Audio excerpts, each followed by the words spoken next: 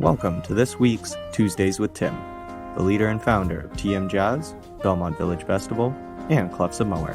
Over the years, Tim's dedication to the arts and music scene has built an impressive network of fellow performers, artists, and like-minded individuals. Join Tim every Tuesday as he dives into brief yet engaging conversation and performance with the artistic visionaries and influencers he has had the chance to collaborate with throughout the years. Without further ado, here's Tim Mower.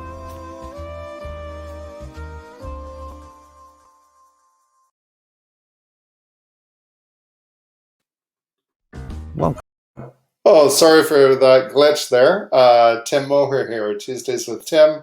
And today, well, let's go back a couple of weeks. I think it was Rob Gellner that I had, a trumpet player, but he also played Chapman stick. And the last week, we didn't go live. We had a pre-recorded thing that we had multiple problems with. But eventually it got onto the page, and that was with Shane Gousset. So if you haven't seen that yet, please check out Shane's post from, I guess just a week ago we did it. We tried to do it 2 weeks ago. This week, it's all about me. I thought I'd share some live jazz with you, just not focused on the Celtic jazz, but focusing on just some jazz standards. And I'll be honest, I'm trying to get my mic set up here, but I also have a friend, as you've seen before, Michael Kelly Cavan. Welcome to the show. How are you? How are you? Very good. Good. So I was just saying, I'm trying to get the sound sorted out. And what were we doing just 5 minutes ago? Exactly. That tells it all. We were just, trying to figure out sound. It seems like my nemesis. But anyway, we are here and we have sound, and I hope it's all sounding good out there. So I didn't tell you too much about this at all. Gave you very little notice. Told you we're going to talk about jazz. And I may have asked this question before, but when I say jazz, I'm sure I did ask this question, but I forget your answer. What's one of the first things that comes to your mind? Bella Fleck. Oh, awesome! And do you know what? He's what style did he start with? It wasn't jazz. Well, he's a banjo player, so I mean, he's bluegrass. Bluegrass. Exactly. And I knew him as a bluegrass player first, and he was so amazing. And then my friend Rob Claymont introduced me introduced me to him, and then I started listening to his bluegrass and jazz fusion on just amazing, just amazing. And an interesting little story is I remember this well because how I found Bella Fleck was I played Legions and pubs for years, and I was playing up at the Goderich Legion in Goderich, Ontario, and I finished my gig, and I always went around to the Tim Hortons down the street, and there was a gas station across the road, so I had to gas up the car, and I went in to pay, and they had this, I don't know, box or whatever sitting at the counter with miscellaneous cassette tapes in it. And I just flipped through it. And the reason I picked it up was because of his name. I saw Bella Fleck. Like, what could that be about? And so at that time we had a cassette player in the car. So, but I played it, and I thought, like, I couldn't believe I played that thing forever in the car for a bunch of years. I just it just was so inventive. It's because I think he does a version of, there's on one of those tapes, he does a version of America the Beautiful, or one of those, God, is it that America the Beautiful, I think, or something? Yeah. It's, and of course he turned it into a whole new song, really. Yeah, totally. But I've seen him since. There's that incredible, I don't know if you've ever seen him, there's a beautiful video, you've probably seen a more recent thing with him and the young flat top guitar player that what's his name? They do a duet. Okay. Oh God, I can just get the kid's name now. Like he's a kid. He looks like he's in his 20s, and they do this little back and forth. It is just. I mean, I remember watching that video the first time. This was in the COVID year, and it just made me laugh. And it made me laugh because I was thinking, "What are you laughing at?" But it was like a burst of joy, like it was because when they get going, it's just craziness, and it's so beautiful and fluid. So anyway, so Bella Fleck is somebody that I think of in jazz. Now, I mean, I also, yeah. Well, I'm just going to interrupt you and say I want to play something for you, and I want to see if you're familiar with this, because this is one of, probably in the jazz world, one of the most overplayed tunes, but not necessarily does everyone know the name to it. So we'll see if you know the name to it. I'll tell you what it is. Okay, let's see. Here we go. I'm going to play a song.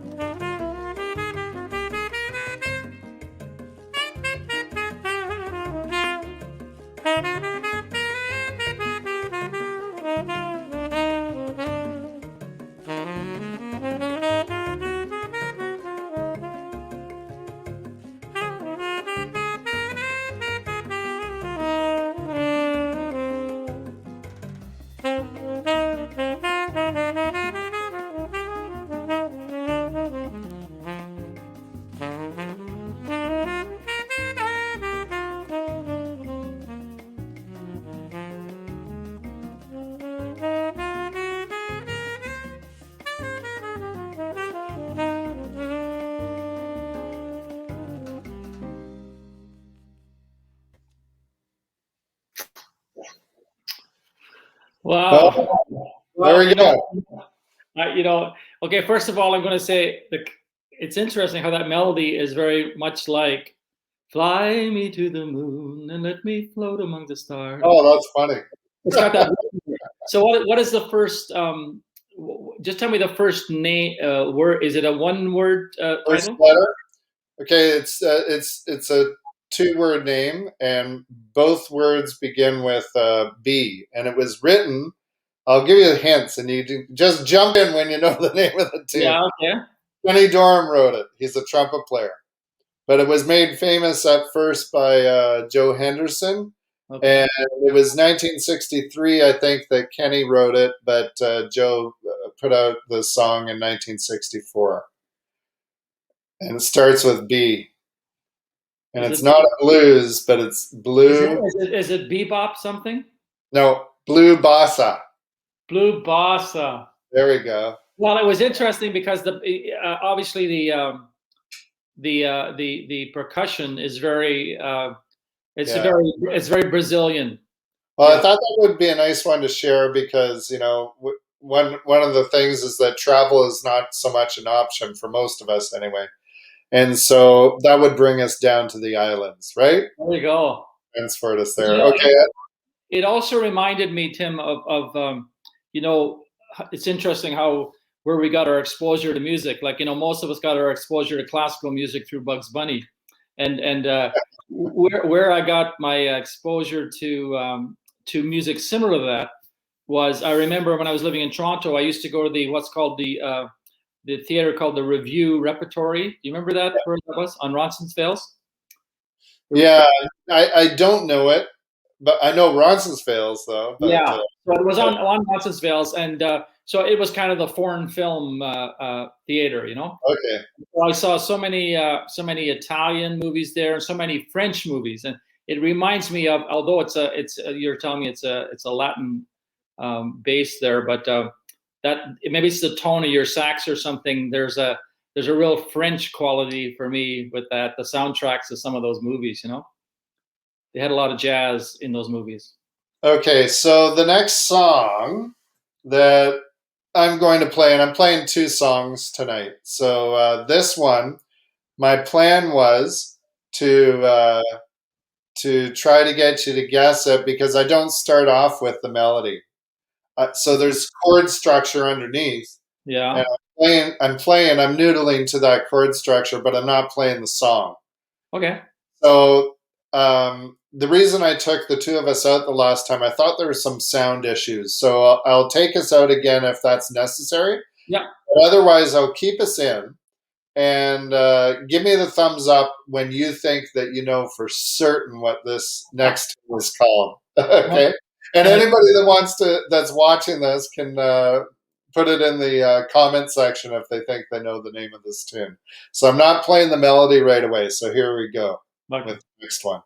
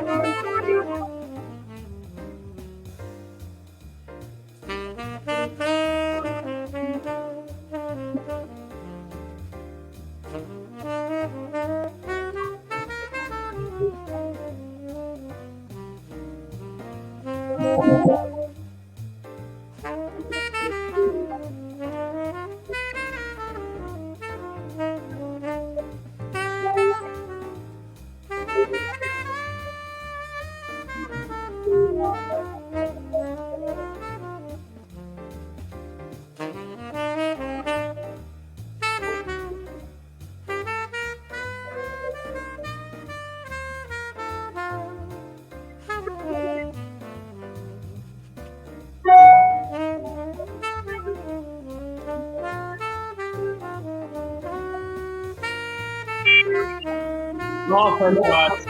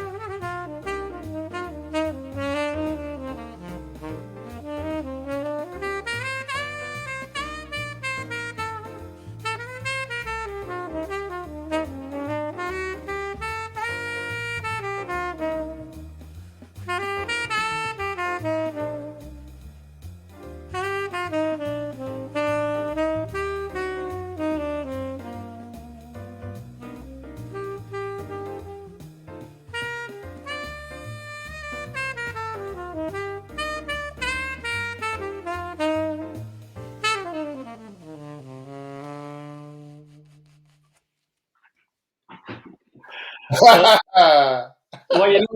well, two things. One, I should have looked up sooner at the screen and seen the moon there and thought. I thought that would give it away, but then you also give it away at the beginning by saying, "Oh, I think that first one sounded like Fly Me to the Moon." I know, and so that was the other reason why I didn't pick it, because I thought, well, the odds are that it's not going to be flagged. And I was trying. It's interesting, the progression, just because of what you're playing over it, and I couldn't completely hear the progression all the time because of when you're playing over it. So I couldn't catch the beginning of the phrase. Yeah. So I was hearing it. I wasn't hearing it in the as it moved through that pattern, right? I was catching it and then thinking, oh, is that where it starts? And then of course, it's a completely different melody then. But that's great. Thank you. Thanks for joining. We're actually, we went about 5 or 10 minutes over the last week but we're almost done now. But I do want to mention that you're going to come on next week and you're going to surprise us with a couple of your songs or songs that you want to sing. Yeah, I'll have a couple of songs for you. And you're not allowed to do any skill testing questions with me, boy. It's a one-way street. I'll do some old Beatles tune or something. You have to guess it. Okay. Anyway, looking forward to it, Michael. That was a lot of fun. And we'll see you next week, okay? Okay, great, Tim. Cheers. Bye.